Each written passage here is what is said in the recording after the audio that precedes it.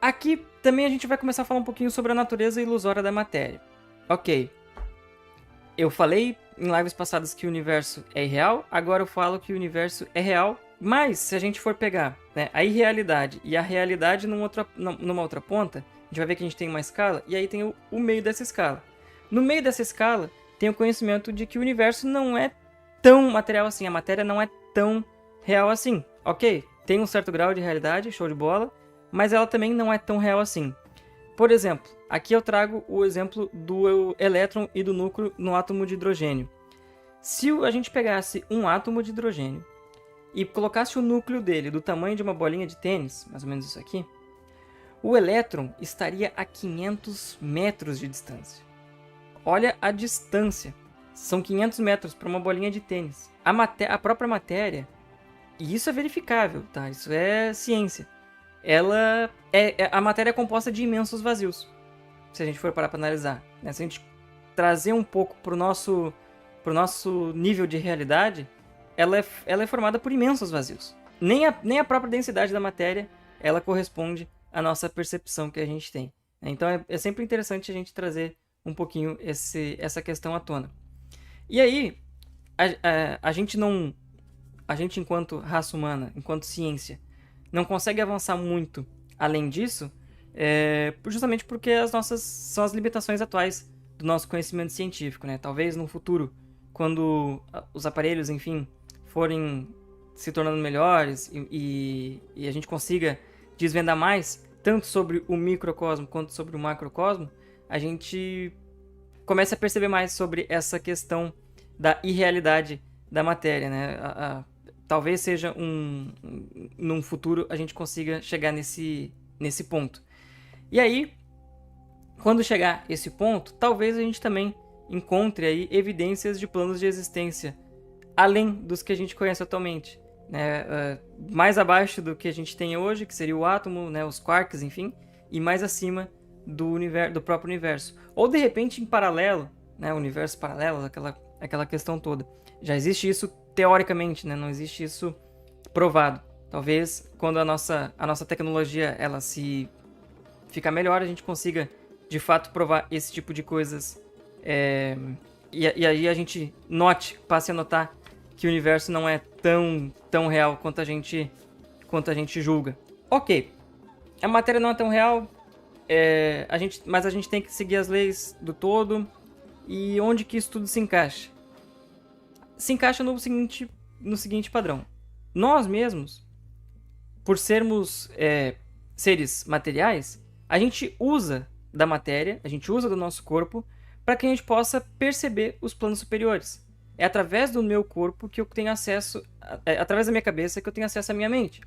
Então, vai ser através das minhas mãos, que elas um dia vão passar, que eu vou poder aprender o valor, por exemplo, de um trabalho, ou o valor de uma boa ação, que eu vou fazer diferença na vida de uma pessoa através de uma boa ação, né? Através da minha cabeça eu vou ter a oportunidade de sentar e pensar sobre filosofias, enfim, como é o que a gente está fazendo aqui hoje, né? Então, a matéria ela é um meio necessário, né? É através da matéria que o artista vai criar ali a sua escultura ou vai escrever seu livro.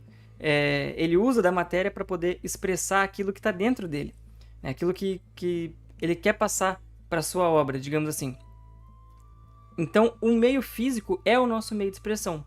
É através do meio físico que a gente vai aprender as nossas lições, é através do meio físico que a gente vai ensinar as lições para as outras pessoas. Enfim, é através dessas situações que a gente vai trabalhando, né? E aí também a importância da matéria na percepção dos outros planos. Na escultura do artista, eu percebo o plano superior, o plano da beleza, o plano das sensações sutis, digamos assim, né? Então, a matéria ela é um meio que a gente usa para poder ter esses acessos aos planos superiores. Trazendo também para um contexto mais cotidiano, também na relatividade dos problemas, a gente tem essa situação que, por exemplo, no momento que a gente se depara com um problema no trabalho, por exemplo, a gente tem certeza que ele é absoluto, a gente tem certeza que ele é real, a gente tem certeza que ele pode, sei lá, ser muito importante para nossa carreira, enfim.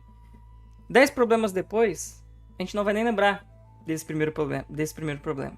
Ele vai ser relativo, ele vai ser algo distante na nossa memória, né? Então tudo é transitório. A gente vive num mundo em que tudo é transitório, nada é fixo, nada é para sempre. A gente tem que entender essa nossa natureza mental com essa nossa natureza relativa. Porque, como eu falei, a nossa mente ela é espelhada na mente do todo. Então a gente consegue entender alguns conceitos de realidade, que são as coisas perenes, que não mudam, imutáveis.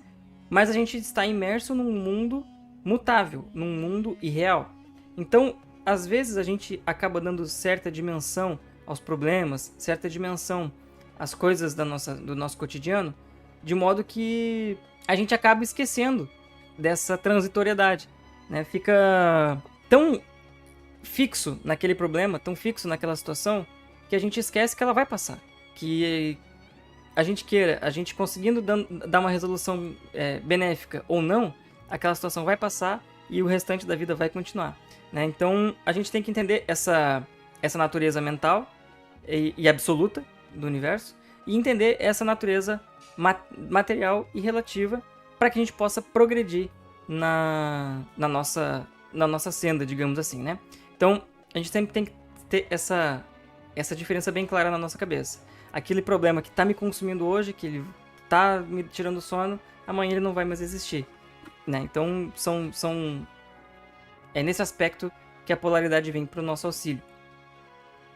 E aí também a gente falou um pouquinho sobre meios de perceber o mundo superior, a gente falou um pouquinho sobre o nosso cotidiano, e aí eu vou falar um pouquinho sobre os nossos objetivos, né? Agora voltando ao nosso corpo. A gente tem que usar então o nosso corpo como essa ferramenta para alcançar os nossos objetivos, né?